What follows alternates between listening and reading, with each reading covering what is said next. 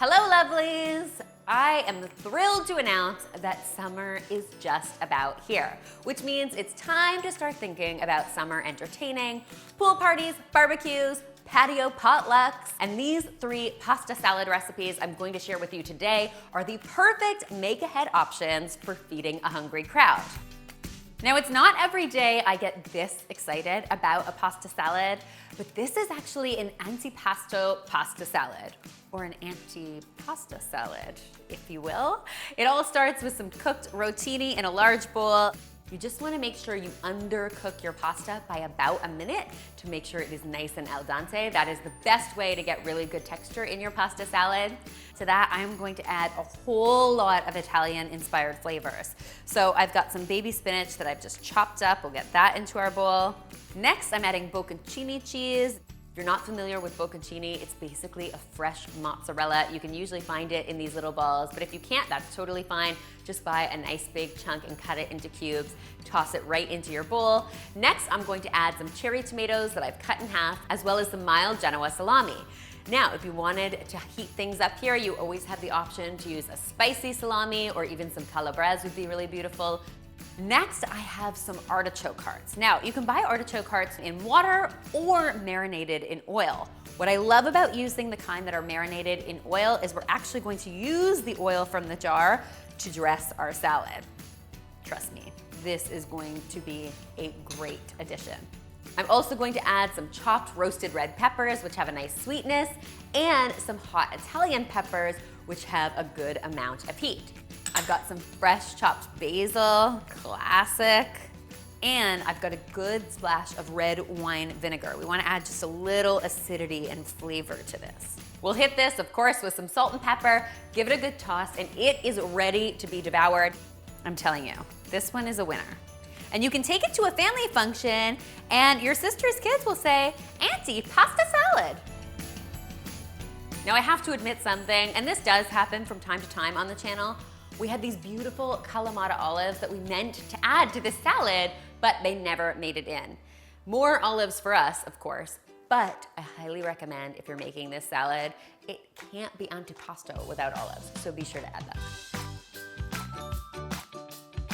Next, for something fresh and fun, we are making a shrimp and orzo salad.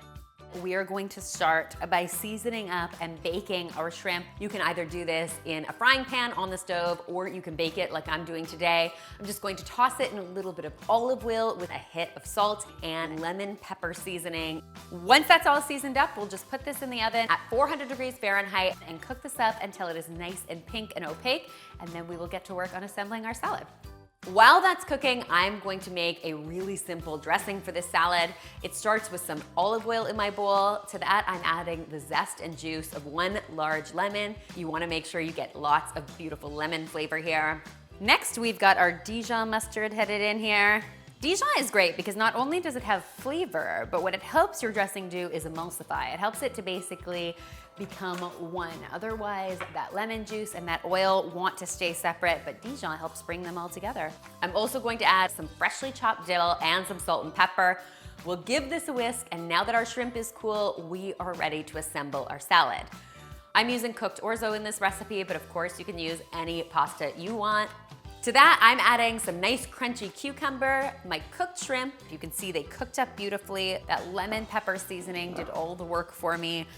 I've got some red onion that I finely chopped, some capers, which are nice and salty and the perfect complement to a salad like this. Next, I'm adding some feta because feta makes everything better. And I am going to add some parsley as well. Finally, I have my gorgeous lemon dressing. Now, I know I say this a lot, but this is gonna be really delicious.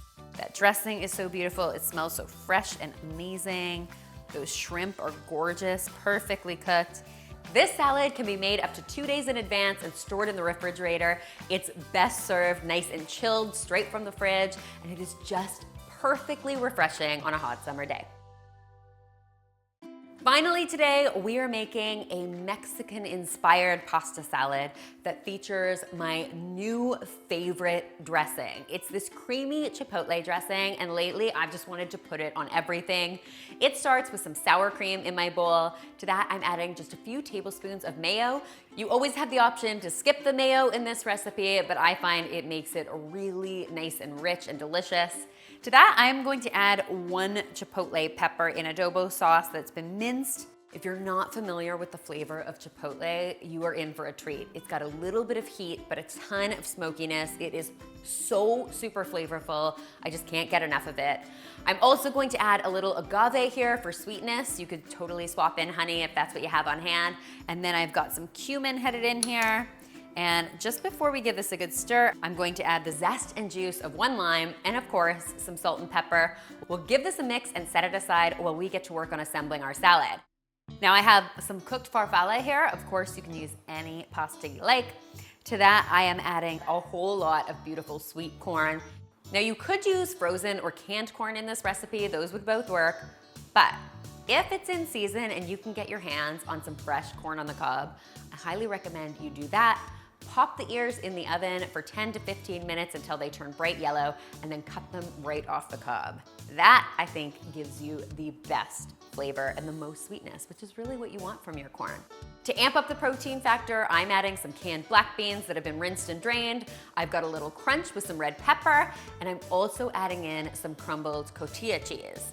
Now, cotija cheese is a traditional Mexican cheese. If you can't find it, that's totally fine. You could swap in some crumbled feta here. You're looking for something that's gonna add a really delicious flavor and texture to this.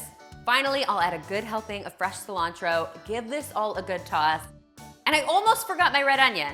Chopped red onion makes everything better, as we all know. So in it goes. We'll give this another toss. And then I really find this salad is best if it's dressed just before serving. Otherwise, I think the pasta absorbs too much of that creaminess. So go ahead and add your dressing just before serving.